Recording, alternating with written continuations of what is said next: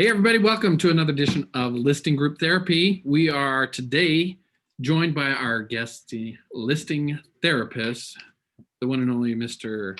Matt Kochis of the Koach Team. Matt, welcome, and thank you for spending some time with us today. Thank you. It's kind of embarrassing when you put it all that way. Hey, well, the purpose of doing our listing group therapy, of course, is to get real world applicable, real world, what's happening, get your listings, talk to your clients, what's working in the market right now today from those who are doing it. And Matt agreed to come on and talk to us about how he's getting things, how he's done things, a lot about how his business has been built. So we're going to talk. This is your opportunity, really, to find out from somebody who's built a very successful business upon a lot of FSBOs, some SOI, and even internet lead generation. So, Matt, why don't you give yourself a little introduction and a little tease about what we're going to talk about today? All right. Well, hello. Thanks for having me on. I got into business as a part-time agent in 2006 and did this part-time to 2014. So little untraditional and didn't really know how to run it as a business. I was just like an investor agent almost, doing deals here and there, family, friends, the agents we all love to work with now. So, learned the business so that the only nice thing about that was when I got into it full time, I had the confidence behind me regarding the transaction, how to get through it, how to negotiate some of that. But as far as lead gen, where do I find business today? How do I nurture my sphere? Those type of things are all things that I'm, Jason, you and I have talked. Those are things I'm still working on. So I don't have all of those answers, but certainly headed in that direction with some excitement. Let's see, most of my business comes from my sphere and referrals. Most of what I do is letting people know that I do business, not keeping it a secret. You don't want to be the secret agent. You want to be the most well-known agent. And really in this day and age, if I had to start simple, and that's the thing, right? We kind of build out these massive processes in our head and like, oh, I want everything to work by itself. And it's, you got to take me to the moon. Well, okay there, rocket ship. Like, what if we just made something super simple happen, like put a post out a day about a house, right? Like, what would that do for your business if you're not doing something like that already? Hey, here's Matt's deal of the day. Like, I'm on the MLS, I'm looking at houses every day, and gosh, this one stood out. No one who's interested. It would take 30 seconds. You're looking at the market every day anyway, or you should be. So, for me, it was realizing that the simple things I'm doing are okay, giving myself that permission, because we see and hear so many people that are like, oh yeah, someone goes to my website and then I don't know, they don't do anything. They show up at the closing table, right? Like they make it seem like everything happens automatically and there's no effort. Mm-hmm. Number one, they're lying. Number two, that's not realistic. Not to build from start. You can't go 0 to 100 like that. Right? Most of the agents that are out there that are doing good business, they didn't do it in their first year.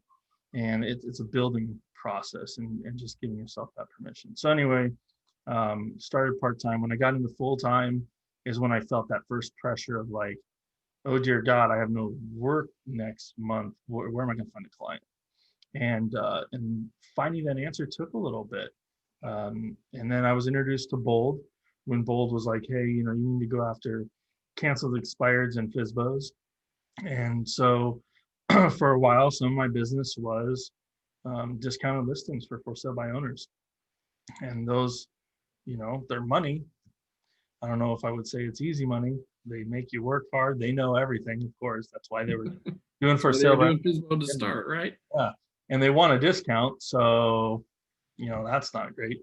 But, when you don't have business, like you got to do what it takes to get business. I think one of my frustrations with some agents is like, I've sold, a few homes last year and I got an investor who wants me to reduce and I'm not going to.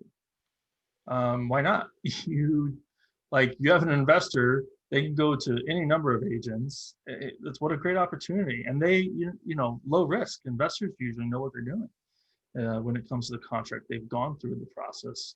So, making those judgment calls are things that I think we need to give agents permission to do as far as it's your business, make decisions that are best for you. So did that for a bit. And then as I became more Kellerized, because I think I just went through my third year, or I'm coming up on my 3-year anniversary with Keller. And that took a whole year just to learn the language. And then it took a whole nother year to move to the right office.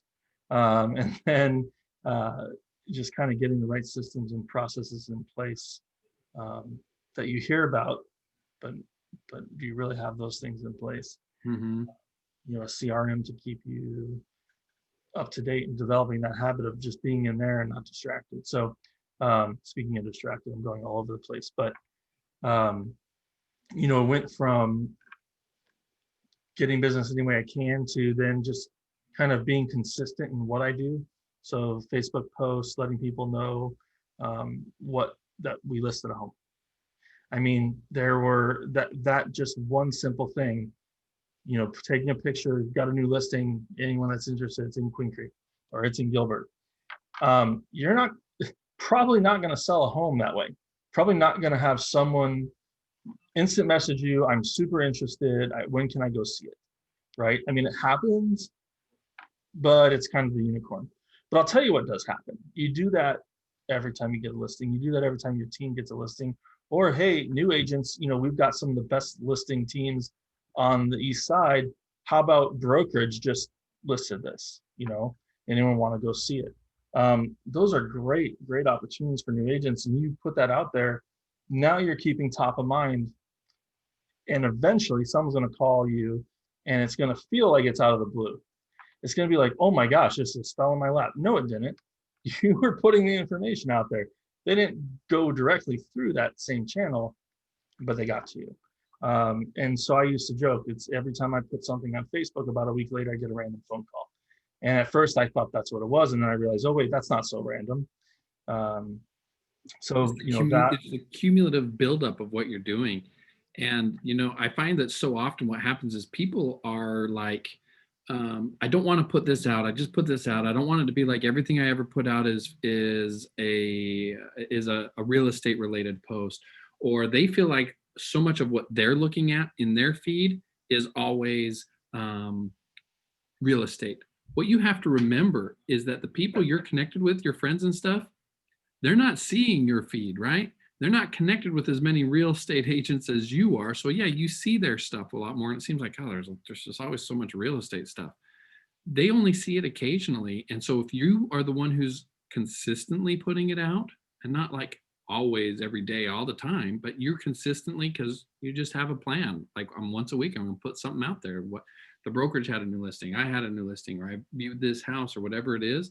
That's how you garner that top of mind. And it's the cumulative effect of doing that over time that begins to shift people's mindset, and you take mind share. And that's the whole name of the game here, is to take that mind share. And if you're the only one right now showing up in their feeds, it's a lot easier to gain that mind share. Yep. Even if you're not the only one, but you're the one who's consistent, doing it, consistent. Yeah. Like, oh, then you get, and when it hit for me was when I realized, because I don't want to be the buggy salesperson, right? Everything, if I put something out 10 times, I'm being a pest. And then I started realizing what I'm doing in my own life. The hair cutter, the landscaper, the painter, the financial planner, all the people that I use and recommend and follow. My buddy who does keto, like, it doesn't bother me. I love seeing his keto stuff all the time. Because I like him, and I like watching and sharing in his success. And like, social media doesn't have to be political posts and all this other stuff that we make it, right? It's the real original reason was to share what we've got going on in our lives and care about that and watch other people. So I would tell you, the people that care about you, the people that are going to refer you, are the ones watching your social media, and that's not going to bug them. They're going to spend a hot second on it, right? You don't Yep. stop for 5 minutes on every post you see. So anyway, yeah, that was a game changer. And then, my next problem was the roller coaster. And when you don't have systems, when you don't have things happening for you automatically, you get on that, oh, I'm busy, got 4 deals this month. And then next month they're closing. And then the next 2 months you're looking for business again. Yeah. You're like, well, how did that happen all at once? Well, because I'm guessing the 2 months before you had 3 deals all in 1 month, you probably had nothing going on. And there were things you were doing, intentionally or unintentionally, that got you that business. Yeah. And we've seen it, right? Jason and I, and Jason probably more than me because of your team size. It doesn't. There's no way that every agent has a roller coaster ride be by chance, Nope. right? It's a cumulative effect of us all doing the same thing. We get too busy to be doing the activities that, if we realize it or not, are generating us our business. Yep. And that's where we let the now business get in the way of our future business.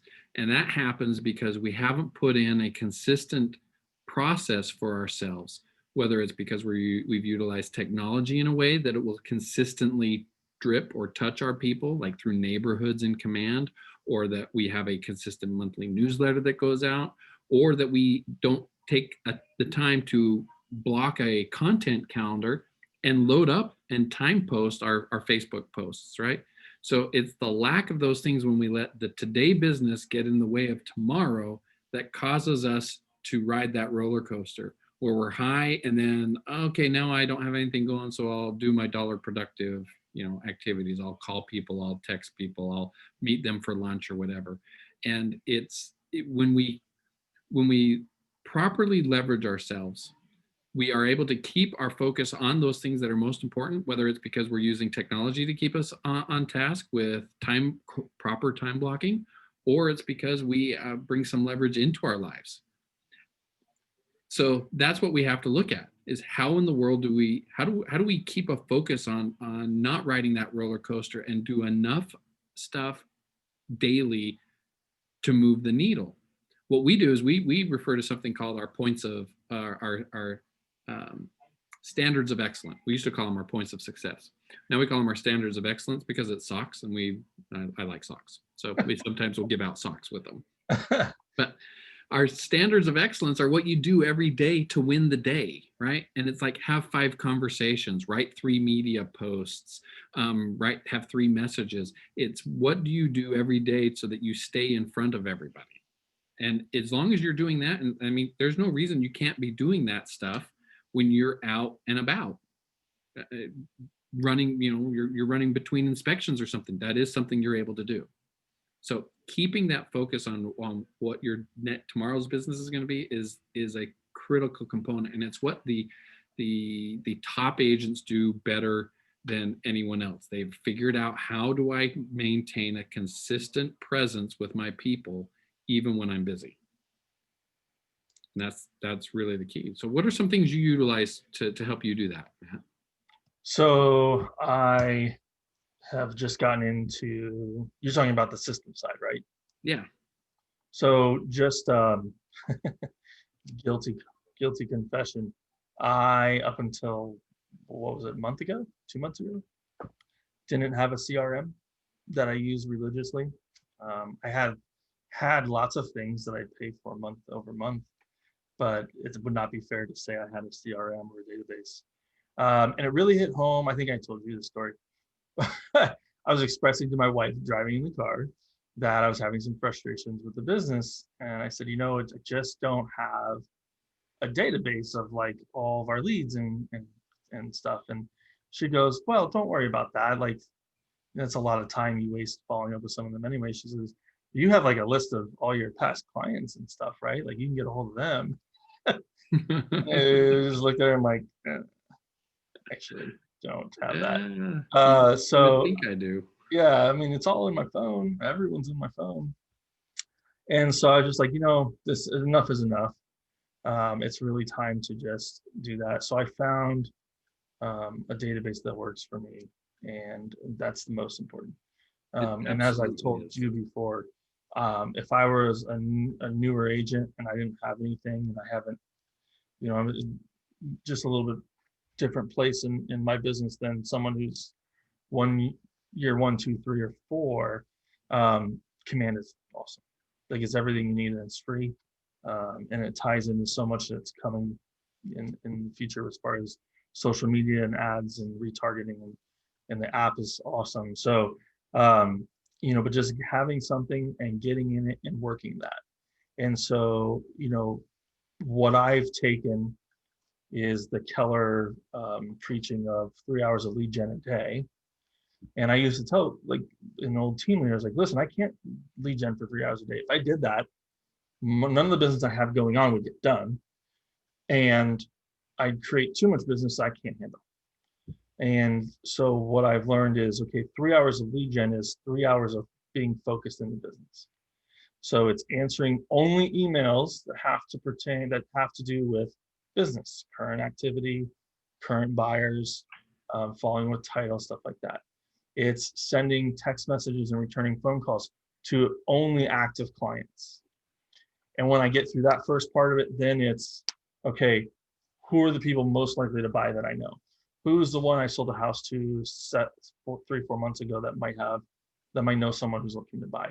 And very systematically using that 3 hours to stay focused in the business. And then, you set your appointments to go to lunch and do the rest of your day. Maybe go out. And so what it isn't, well, I'm going to go do the home tour because there's a free lunch. I'm sorry, there's no lead gen happening on a home tour. You can do it if it's the second half of your day, but if you haven't gotten in your database and done your daily ritual of 3 hours of in the business, is what I'm now calling it for myself, then I would say avoid those things, and I get frustrated with classes, and I've shared this with you, the 9 a.m. to noon class, you didn't do any business during that class. So you got to that day. So at some point, you've got to get in and do that. So, so what I'm doing is I'm, as religiously as possible, I'm in my system 3 hours a day working on my business. And how impactful is that? I want everyone to hear that, thinking about that, is what does it really look like in your own business if you were to take 3 hours and you just religiously did that 3 hours, 4 days a week, 5 days a week, and you applied it? You do get to the point, it doesn't happen overnight. There's a compounding effect that takes place. You have to do it over time. Like for me, when I got started, I was on the phone calling for 90 days with nothing to show for it, pounding the phone. And because I had nothing to do, I was on doing it actually more like 4 and 5 hours a day calling, nothing. But after that 90-day mark, after I really began to get a mastery of the scripts that I was using, how I was talking to people, what I was doing, all of that, it was like a light bulb, right? You just like flipped on the switch, and all of a sudden, one after another. And it was, you're right. The new problem was if I spent 3 hours lead generating, how in the world am I going to handle all this business? Because there's so much business coming in. And that's when we get to have new and different conversations about applying leverage into your business and growing your business and developing other people, and how you're able to take care of your world and start impacting others. And it starts from that one activity, that going out and lead genning, because I don't think anybody's joining listing group therapy here to think that, oh, Matt's going to share something with me that is the magic sauce, that if I had just done this and I do this one thing, all of a sudden I'm going to have listings. No, what you have to hear is that there's a compounding effect that takes place, whether it's doing it on social media, whether it's talking to your friends and family, it doesn't matter. You have to put in that work. And I'm going to tell you, I believe right now that time frame is squished. I don't think that it's a 90-day turn like it was for me at all. There is this narrative out there, Matt, I find that people have, that there is just so many buyers out there and there are no listings. Like you can't find a listing. And everyone knows it. That is what everyone knows in the whole market. And so everyone instead, you see, actually, I see agents turning away from like, okay, well, there's just no listings out there, so I'm not going to go after the listings, right? What can I do to find a buyer? Or I'm going to just do more open houses or something. Here's the truth. For the last 3 months, we've had record-breaking number of homes coming on the market.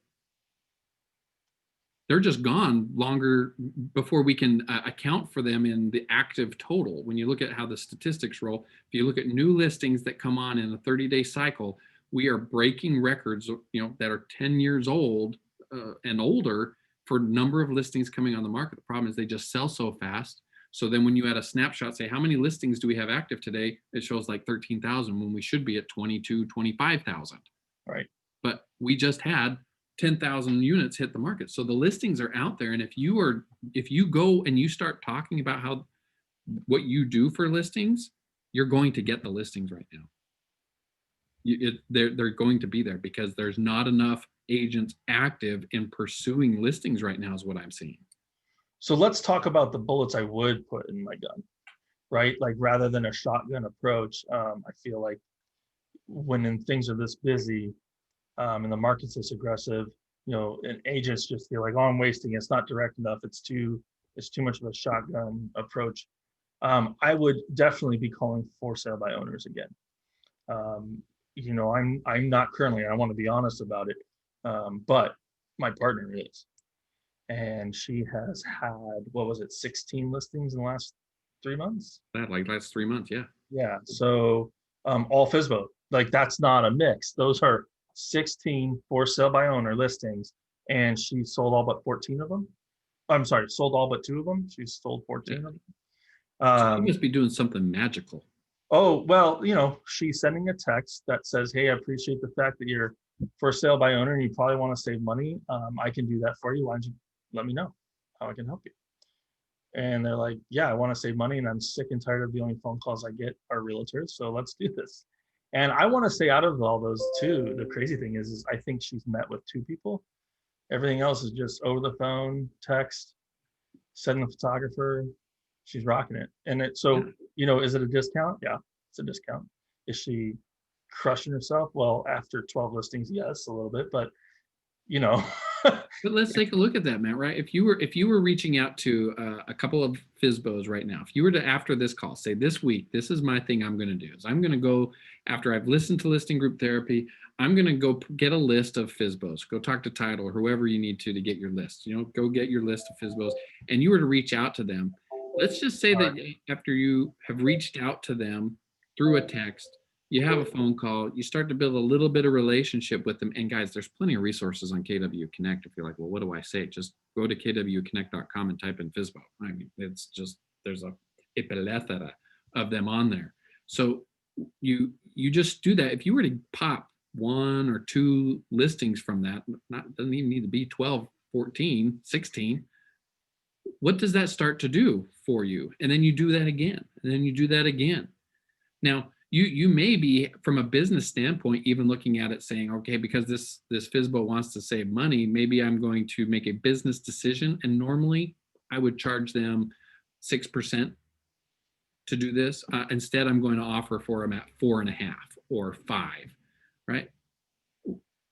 These properties are selling so fast, guys, that you get in there, you sell it, now you're their hero. Do you think that they're more or less likely to refer you to everyone they know because they couldn't sell it on their own and then you showed up and boom, it was done? Well, it's not taking 2 months to sell a property with. No, it takes 2 days.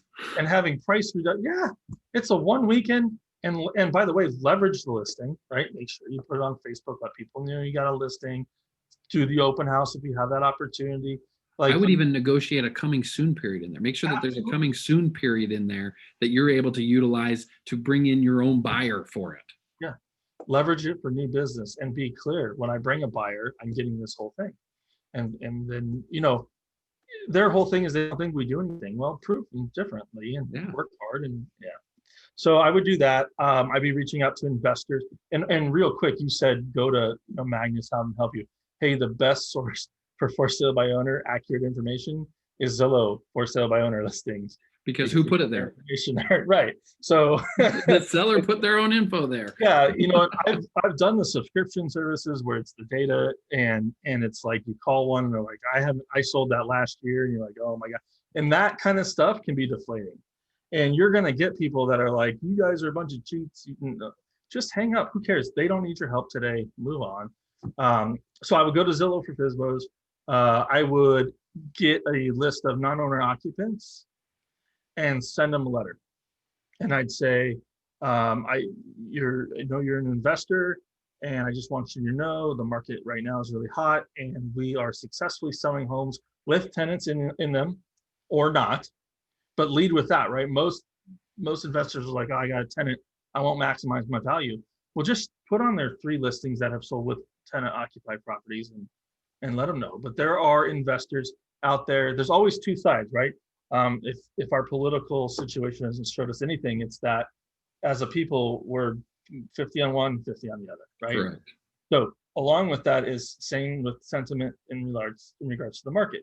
You're going to have investors who think now's the time to sell because the market's going to crash. And then you're going to have investors who are like, I've been waiting for this moment for rates to be so low because this is a long-term investment. So it's really about, like, I don't care that I bought the home for 300 because someone else is going to pay that mortgage off, right? That someone else is putting the money into that, not me. Rates are low.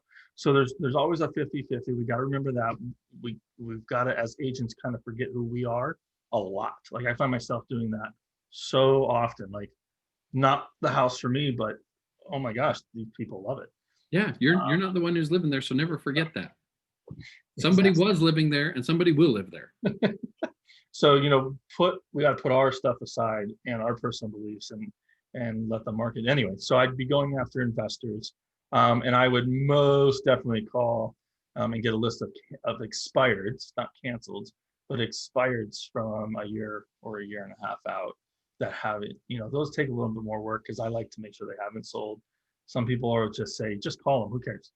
And that they're probably right from an efficiency standpoint, but you got to do what's right for you. So as far as not a magic bullet, but something that might be effective, I would do that. And then, you and I spoke, you remember, I never gave you an update, the letter I put out to the neighborhood. Mm-hmm. So had clients who really wanted in a specific neighborhood. And I had never done it before, but I was really trying to earn their business because they know several realtors. I wanted to show them, listen, I'll outwork anybody for you guys. So did a letter personalized for them and just said, I've got clients who want to be in this neighborhood. If you want to sell anything. So I went around with my kids, about 150 homes. They ran up to the mailboxes as I drove, and they just kept jumping in and out of the back of the car. It was like 110. They thought it was gonna be so much fun. And by like the 10th house, they're like, Dad, can we do? I'm like, nope, you started, you finished. So we had a good time. I had a good time doing that. We wrapped up, and over the next week, I had 3 phone calls. And the update I didn't give you is I got another 2. So I'm not 5. It turned it on to 5. 5. We're still waiting to see 1 home. I am waiting to approach 1 on a listing. The other few all said, I've got an agent if we go to list it, blah, blah, blah.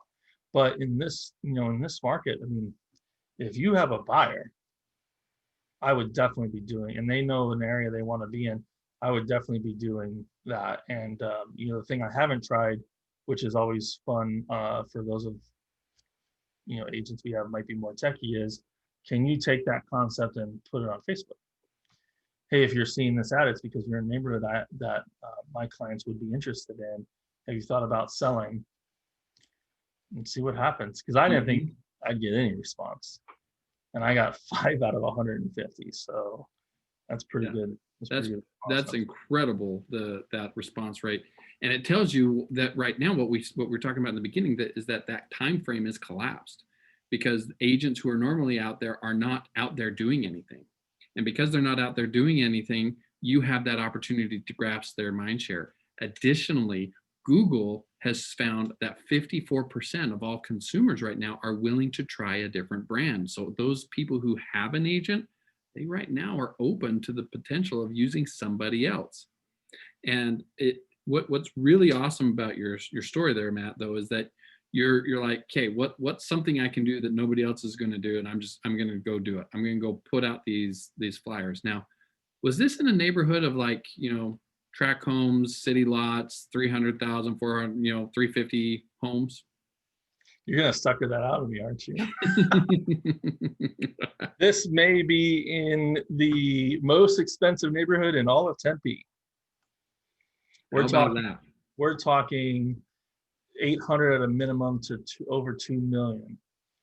And they were calling me back on a letter. I about fell out of my chair. Let that sink in, everybody. Just let that sink in a little bit. That's pretty amazing. And I think there is absolutely the opportunity to do it like with geofarming, like you said, to put it on there. Now, Facebook requires that we do it within a 15-mile radius. That's the downside for us. And yet you're going to have people within your area that match it. But instead of it putting out like, hey, I have a listing for sale, it's almost like, hey, I have a buyer for sale that you're putting out there. Well, and when someone gets that message, they're going to hear, oh, I only have to pay half of the fee. Mm-hmm. You work out what you want, but they're going to call. You have a buyer. I have a house. I want to sell it. I know the market's hot and this is easy. Everyone's looking for easy and full price. That's what they want. Yep. Absolutely. So I just want to recap here a little bit, Matt, because the things you've said are I don't want them to be glossed over in terms of we talked about be present, be active, right? And that is a time-tested principle in Shift. It's actually one that Gary, if he were to go back and rewrite Shift, that would be a principle that he would include, is the importance to be present, be visible, right? So that's what you're talking about. Be visible in a shift because those timelines are collapsed. So be visible. Then the three things you said, right? The three bullets you'd have. Yep. First, target FSBOs. Yep. Second, expireds. Or third, Yep. You said expireds. Second, I think they were second. I don't know. Second, well, expireds is on the list. Go after expireds. The third one was leverage your buyers. Right? Leverage the business you have. Okay. Now the reason that those three work, guys, is that these are people who've already raised their hands. Your FSBOs and your canceleds or expireds, they've raised their hand, and for whatever reason they said they wanted to sell, and it didn't work. Well, it's your opportunity to come in and be the answer that makes it work. I found when I was calling cancels and expired, which is how I got my primary start, was calling cancels and expireds, was that most of the time it was the agent who screwed it up. The agent didn't do a good enough job. That's what it ultimately came down to. And what does that sound like when you talk to them? When I'm talking to them? Well, yeah, when you're talking to the client and they're like, my agent sucked, and you're like, why? Well, exactly. I'm like, I'm sorry to hear that. Tell me more about that. What didn't they do? And what was it? Almost always. They didn't do anything. Communication. They didn't talk to me. It was, they didn't tell me what was going on. I think they just put the sign up and they waited. It was always, right? So even if they were doing a whole bunch of stuff, it wasn't communicated. So the perception is that they didn't do anything. And that's where we then have the opportunity to be like, oh, well, this is what, here's what I'd like to show you that I do. Have you heard about what it is that I'm doing to get homes sold in this market in a weekend, whatever the case is, right? So there's all kinds of different scripts you can use.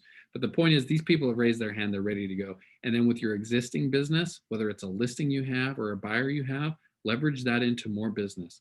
Any business that you go to outside of like the service industry, they have a physical location or virtual location, I suppose, but they have inventory. Your inventory is your buyers and sellers. Leverage that business into more business as much as you can. And can I add the whipped cream on top that brings it all together? Yeah. Got to do it. I love whipped cream. You just got to do it. I mean, it's Nike's slogan from 1980 something, but just do it. I mean, that's so often, like, we're just paralyzed by that. We used to call it, when I coached kids football, and they were just slow, or they just free paralysis of analysis. Just spend too much time thinking and not enough time just do it. You're worried about, well, what if they say this, or what if they react like this, or what if they have this thing? Deal with it when they ask you, right? What if they're mean when I call? Then hang up the phone.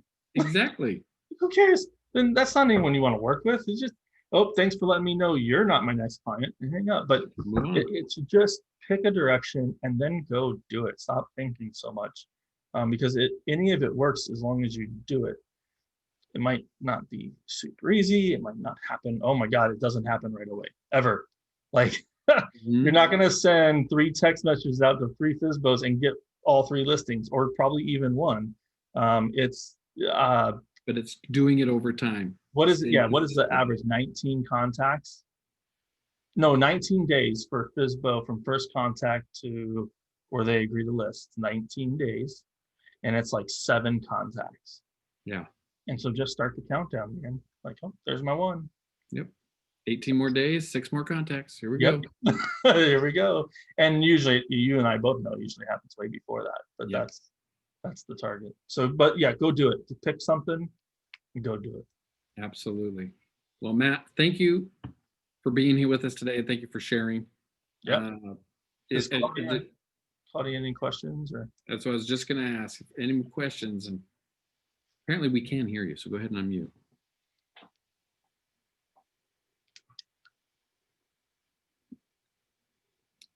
All right. Can you hear me? Hello? Yes, we hear you. Yeah, you can hear me now.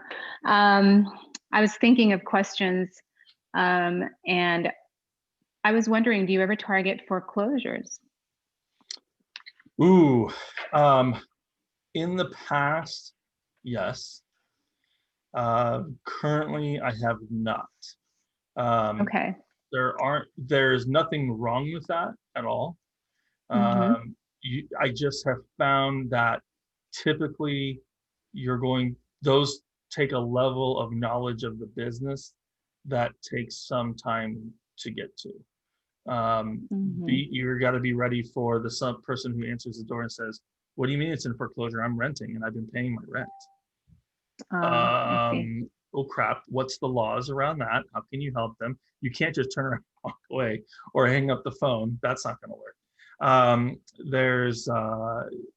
There's just a lot that goes along with that route, the pre-foreclosure route, and Got it. it's a lot of people in denial. They're just, what we're looking for is people who want to sell. FSBOs want to sell. They're telling us they want to sell. Expireds wanted to sell. Mhm. Foreclosures, if they wanted to sell, they would. That's kind of been my experience with it. So And it could even work. in days of the short sales, I'll tell you, in the days of short sales, as you get people who are on those notice of default lists, most often what you had is people who were convinced that they would be able to work something out with the bank, Yes. and they were not emotionally ready to move on from the house. They were still very emotionally attached to the house, even staring in the face of the fact that they hadn't made their payment for 6 months. They didn't have a job. How things used to be, 10 years ago. That was the reality, and they just weren't ready emotionally to make the move. And the impending doom is what finally caused them to say, all right, I got to change. And in those days, you could do a short sale with them. Today, a lot of those are just a regular sale. You get them sold and get them out from under them, but they have this mistaken belief that I can work something out, or that Right. something will happen. You wouldn't believe how many people just have their head in the sand and like, oh, it'll work out. It'll work out. It'll work out. I just have to have faith and it'll work out. It's unbelievable. I Yeah. did check the most recent notice of default lists from last week. So it's interesting you asked that, Claudia. There were only 3 on it.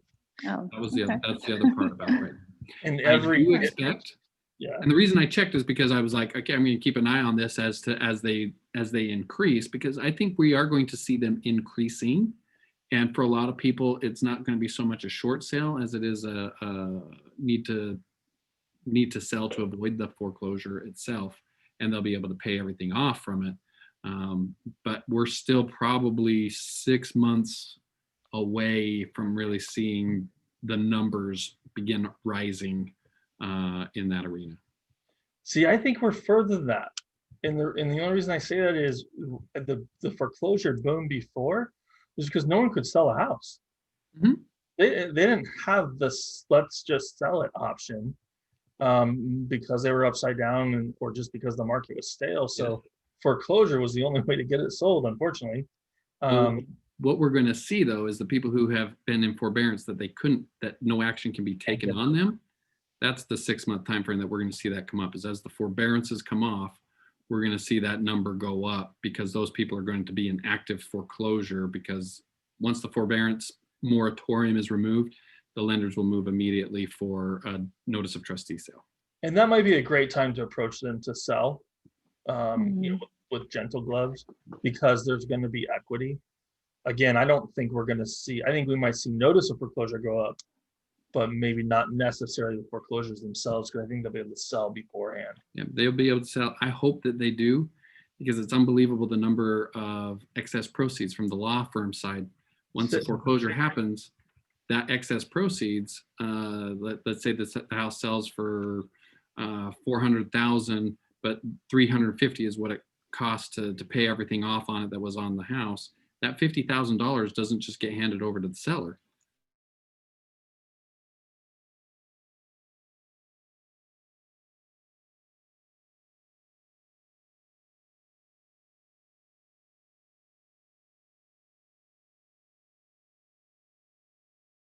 Fine, and then it didn't, and so we were working with them all the way up to the last minute, and then the bank foreclosed on it because the bank has more incentive this time to foreclose if it gets to that closing date than to push it off, because they'll get made whole. Whereas before, if I wait a little bit, maybe I could make some more money. Now they have every incentive to foreclose on it if the seller delays.